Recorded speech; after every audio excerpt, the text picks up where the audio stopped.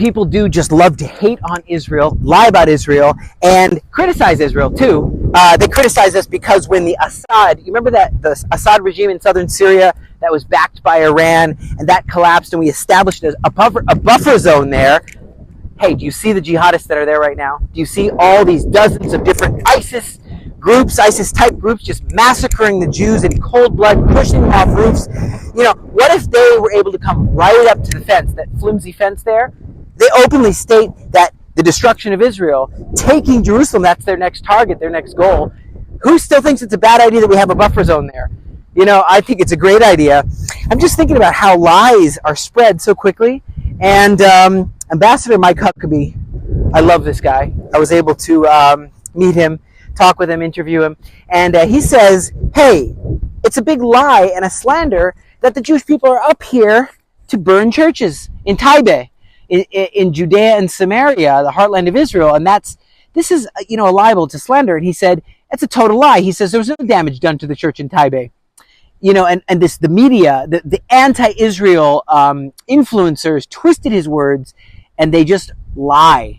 So, you know, I was flying this plane with my wife, 14th anniversary. My commander took us up in the air, and I was able to fly it. I was able to get liftoff, and it was just phenomenal.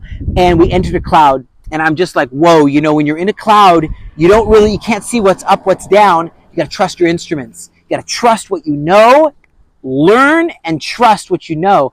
And I thought about this, and at the same time there was these alerts, like missile from Yemen, ballistic missile. And I said, what if that hits us? What if we get in between the missile and the sensors? My wife was asking the interceptors. We get hit by an interceptor, maybe.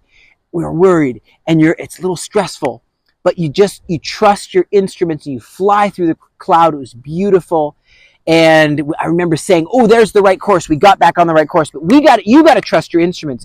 You know, throughout all of history, you know the promises of God in the Bible over the Jewish people. You know what we stand for. You know who we are.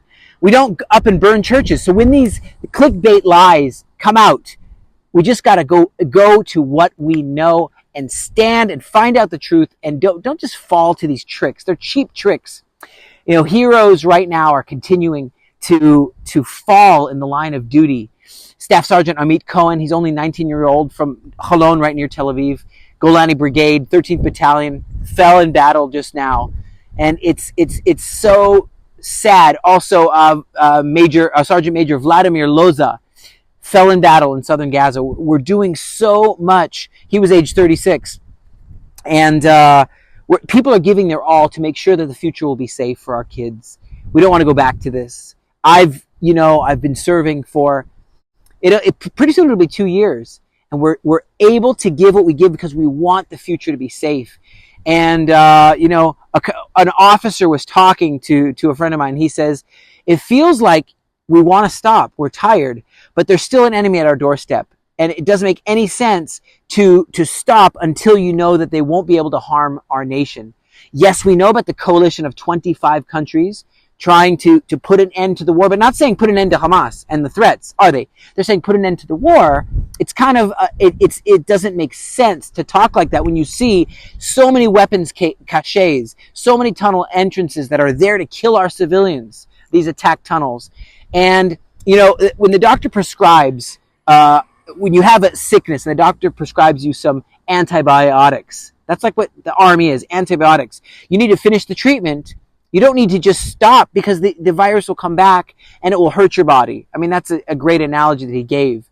If Israel just gives in to their demands, they'll just regroup and they'll pick up that infectious ideology and poison the minds of people, and we're back at square one. You know, we need to be able to learn a different way. We've tried exiting Gaza in 2005. We've tried that, giving them weapons, giving them money. We've tried that. The world has given billions and billions of dollars to that. We've done that. And now it's time for something new. And, I see these weapons. I see what's going on. And I say there can be a new future once they realize that crime doesn't pay.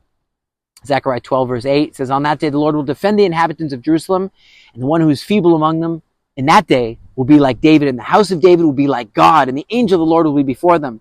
And God will destroy these nations that come against Jerusalem. So guys, we know we're on the right side. Stand up for what's right. Stand with Israel. Keep supporting the work that we're doing as a charity. And thank you so much for all you do through this long war.